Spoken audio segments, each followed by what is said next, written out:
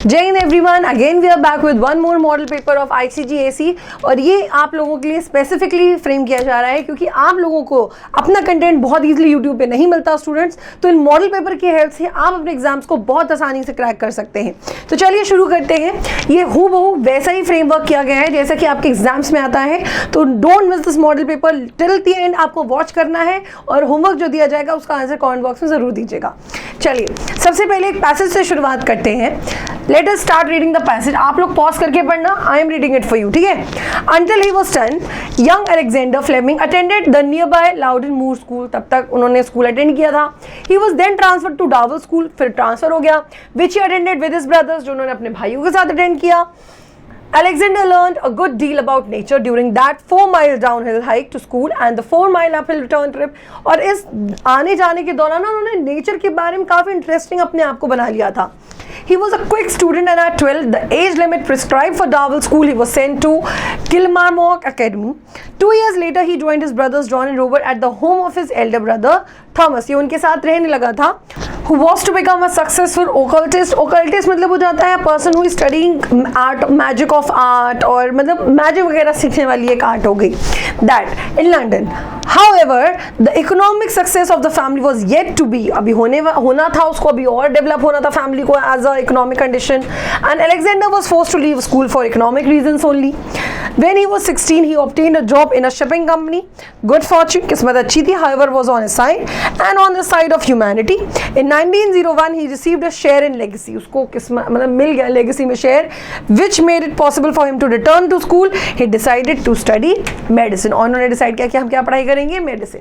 तो चलिए अब इससे रिलेटेड एक क्वेश्चन करते हैं। अच्छा पैसेज था। Alexander trekked how many miles every day। तो बिल्कुल कितने माइल चलते थे बच्चों? 4 माइल अपवर्ड, 4 माइल डाउनवर्ड। तो वो तो रहा 40 माइल ना स्कूल तक का distance. He was a quick student means that Alexander क्या थे? He was a fast learner। आपको क्या करना है, क्वेश्चन पढ़ना है, आंसर करना है, देन चेक कि आपका जो आंसर है वो सही है कि नहीं। जहां जहां एक्सप्लेनेशन की जरूरत पड़ेगी we shall do the needful। Next, dash ABD at 12, Alexander at 12, the age limit prescribed for Darwell School dash in this context means that the children were, बच्चे क्या थे, allowed to remain in school। बिल्कुल, वो सिर्फ 12 साल की उम्र तक अलाउ किए जाते थे, तभी तो उसको दूसरे स्कूल में शिफ्ट करना पड़ा था।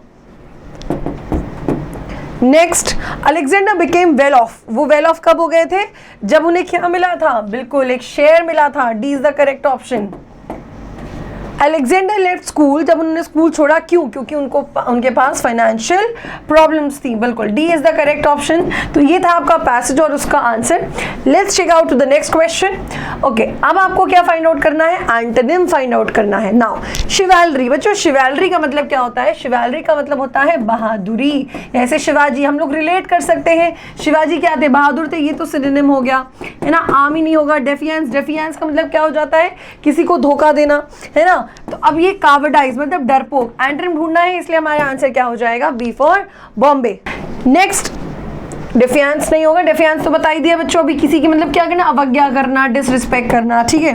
नेक्स्ट, मटर्ड। मटर्ड माने क्या हो जाता है? मटर्ड का मतलब हो जाता है to speak something in a very cursed way.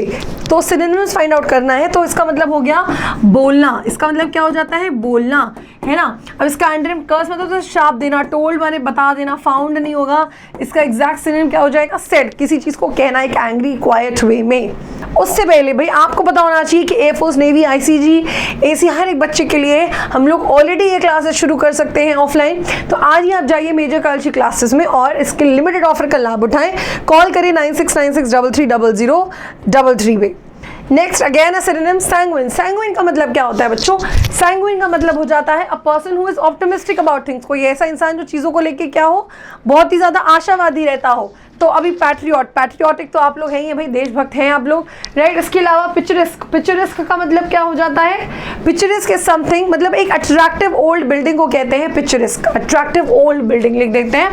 An attractive old building.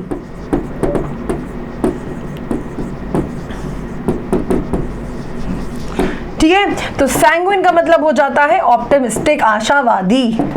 Next, fill in the blanks. A triangle dash three sides are equal is called an equilateral triangle. अब यहाँ पे क्यों की पोजीशन दिखाना है तो अब क्या लगा दोगे? A triangle whose three sides are equal, जिसके तीन साइड्स इक्वल होते हैं उसे क्या कहते हैं? इक्विलेटरल ट्राइंगल कहते हैं. Next, it was not for nothing dash he studied philosophy. It was, ये किसी चीज़ के लिए नहीं था जिसने उसने फिलोसफी पढ़ना शुरू किया. अब देखो, जब हमारे सेंटेंस में नथिंग, एनीथिंग, नन ऐसे कोई शब्द आ जाए सुपरलेटिव डिग्री, उसके साथ हम रिलेटिव प्रोनाउन किसका प्रयोग करते हैं बच्चों? दैट. तो यहाँ पे भी क्या लग जाएगा? That. It was not for nothing that he studied philosophy. Abha is more intelligent and beautiful than. अब देखो बच्चों, यहाँ पे जो कंपैरिजन हो रहा है वो आभा का कंपैरिजन हो रहा है इस इंसान से. आभा कौन सा केस है? आभा है आपका सब्जेक्टिव केस. तो जो सामने वाला केस होगा वो भी सब्जेक्टिव ही होना चाहिए. मी ऑब्जेक्टिव है, माइंड पॉजेसिव है, माई सेल्फ रिफ्लेक्सिव है, तो बचा क्या? आई. तो A is the correct option. Next, अब ये एरर्स आ जाते हैं. चलिए, when I saw a baby I was unable to say whether she. अब देखो, बेबी और चाइल्ड के लिए आप लोग एक प्रीपोजिशन यूज करोगे, दैट इज इट. तो यहाँ पे शी ना आके बच्चों क्या लग जाएगा? इट. एरर किस पार्ट में है? सी पार्ट में. Next question, Shweta asked her brother why his could not. अब देखो, व्हाई है रिलेटिव प्रोनाउन. रिलेटिव प्रोनाउन के बाद आपका क्या ऑब्जेक्टिव केस थोड़ी आता है? कौन सा केस आता है? सब्जेक्टिव केस आता है. तो यहाँ पे क्या हो जाएगा? ही हो जाएगा, ना कि हिज. ठीक है. एरर किस पार्ट में? B for Bombay. नेक्स्ट में आने से पहले आपको ये भी पता होना चाहिए कि भाई इन केस आप ऑफलाइन तैयारी से चूक जाते हैं ड्यू टू एनी रीजन, आप ऑनलाइन भी हमसे तैयारी कर सकते हैं. लिमिटेड टाइम ऑफर है. 9696330033 पे कॉल करिए and get all the availabilities. Next, these books are. अब देखो, ये पोजेशन दिखा रहा है, ये बुक संजू की है तो संजू में तो अपॉस्ट्रोफी एस लगा, और तुम्हारी है तो योर तो पॉजेसिव एडजेक्टिव है. अब ये नाउन के बाद पोजेशन तो प्रोनाउन दिखाता है बच्चों, पॉजेसिव प्रोनाउन. तो यहाँ पे क्या लग जाएगा? योर्स. एरर किस पार्ट में? बी. अगर होता है योर्स बुक तब हम योर एस हटा देते, तब क्या हो जाता है? Your book. ठीक है. Next, you and he tried. अब देखो, जब हम बात करते हैं सेकेंड और थर्ड पर्सन की, उस केस में वो योर में चेंज हो जाता है. बट यहाँ पे तो बोला है you and he tried his best to pass the examination last year. तो अब यहाँ हिज ना होके क्या हो जाएगा? योर वाला केस लग जाएगा. ठीक है. नेक्स्ट, ओके, ये है आपका PQRS. चलिए शुरू करते हैं. Question number 16, if you need help. अगर तुम्हें मदद चाहिए और कैसी चाहिए, तो देखो क्या करना पड़ेगा? You will have to ask for attendance. तुम्हें पूछना पड़ेगा अटेंडेंस से. हु हैव, जिनके पास, हु किसके लिए? अटेंडेंस के लिए. जिनके पास इंस्ट्रक्शंस है क्या करने के लिए? टू हेल्प आवर कस्टमर्स, जल्दी और पोलाइटली. तो आपका ऑप्शन क्या हो जाएगा? सी.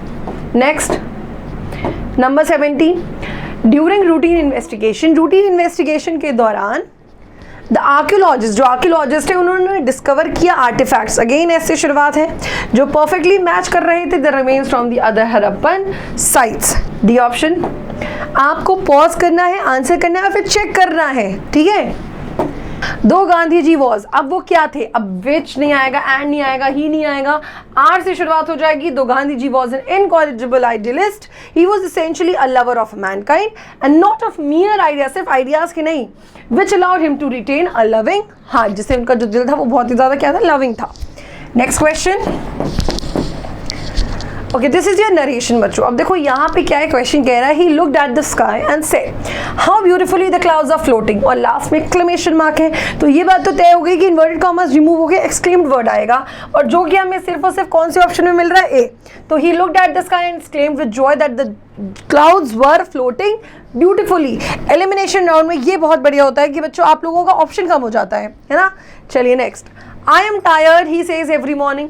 बच्चों यहाँ पे क्या मिल गया है? सिंपल प्रेजेंट टेंस, और यहाँ पे सिंपल प्रेजेंट टेंस होने की वजह से आपके यहाँ पे कोई चेंज नहीं होगा. राइट, आपके रिपोर्टेड पार्ट में कोई चेंज नहीं होगा उस केस में. सो क्या होगा? एवरी डे नहीं था, एवरी इवनिंग था. ही सेज दैट ही वॉज नहीं होगा, ही इज गेटिंग टायर्ड नहीं होगा. बचा कौन सा? Option B. Every evening he says that he is tired. ये भी सिंपल प्रेजेंट, वो भी सिंपल प्रेजेंट. ओके, आगे बढ़ने से पहले भाई आपको पता होना चाहिए मेजर कल्चर पब्लिकेशंस की ये बुक्स जो अपने आप में एक्सीलेंस का दावा करती हैं. एंड फॉर श्योर अगर आप सिलेक्शन चाहते हैं तो फ्री डिलीवरी के साथ इन बुक्स को आज ही ऑर्डर करें www.majorcultureclasses.com से. Next, do not insult the poor, passive बनाना है, ऑब्जेक्ट है आपका द पुअर, तो यहां से क्या हो जाएगा बट, क्योंकि ये आपका कैसा सेंटेंस है, ये आपका इंपेरेटिव सेंटेंस है, क्योंकि इसमें सब्जेक्ट नहीं है, आपको ऑर्डर रिक्वेस्ट कर रहा है, एडवाइस कर रहा है, और हम उसमें लेट से भी शुरुआत कर सकते हैं, राइट। तो लेट के बाद ऑब्जेक्ट आएगा, जो ऑब्जेक्ट है वो सब्जेक्ट बन जाएगा ऑल्दो। तो let the poor not be insulted, do not है ना, तो यहाँ पे क्या हो जाएगा, let the poor not be insulted. उसके बाद वर्ब की कौन सी फॉर्म, थर्ड फॉर्म, तो उसकी पहचान है। Next, the boy लाव्ड at the lame man. देखो लाव्ड मेन वर्ब का बच्चों यहाँ ऑब्जेक्ट नहीं है, यहाँ पे प्रेपोजिशन का ऑब्जेक्ट है ना, तो इसी को सब्जेक्ट बनाएंगे। द लेम मैन वॉज, अब सिंपल पास्ट है, वो किसमें हो जाएगा, वॉज ले लेगा, वॉज लाव्ड, ये वाले दोनों तो कट गए, द लेम मैन वॉज लाव्ड। अब ये प्रेपोजिशन भी साथ जाएगा, क्योंकि भाई ऑब्जेक्ट लिया है तो कुछ तो देना पड़ेगा इज्जत उसको, तो यहाँ पे हमारा करेक्ट ऑप्शन क्या हो जाता है, A for apple. Next, to leave no stone unturned, okay ये इडियम्स है, इसका मतलब होता है पूरी कोशिश कर लेना, जैसे तुम लोग पूरी कोशिश बच्चों करते हो ना आप लोग कि एग्जाम क्रैक ही हो जाए किसी तरीके से, तो मतलब टू ट्राई अटमोस्ट, हर मुमकिन प्रयास। To be born with a silver spoon in one's mouth, मतलब एक रिच फैमिली में पैदा होना, to be born in a rich home. Next, interval between two events को क्या कहते हैं, उसको कहते हैं बच्चों प्रिल्यूड। रिसेस तो वो आपका ब्रेक टाइप का हो गया है ना, sorry interlude, my bad, interlude. Prelude मतलब होता है इंट्रोडक्शन, किसी चीज को शुरुआत करने से पहले जो शॉर्ट इंट्रोडक्शन देते हैं ना, वो कहते हैं उसको prelude, that is short introduction, ठीक है, this is short introduction. Shuttle एक टाइप ऑफ बस होती है जो बहुत ज़्यादा हैवी और हर एक चीज़ से इम्बाइब्ड होती है, सारी फैसिलिटी से, दैट इज शटल, ठीक। तो ये थे आपके क्वेश्चंस, होमवर्क का आंसर कमेंट बॉक्स में ज़रूर दीजिएगा। मिलते हैं ऐसी किसी मॉडल पेपर के साथ, बाय दिन, थैंक यू, जय हिंद।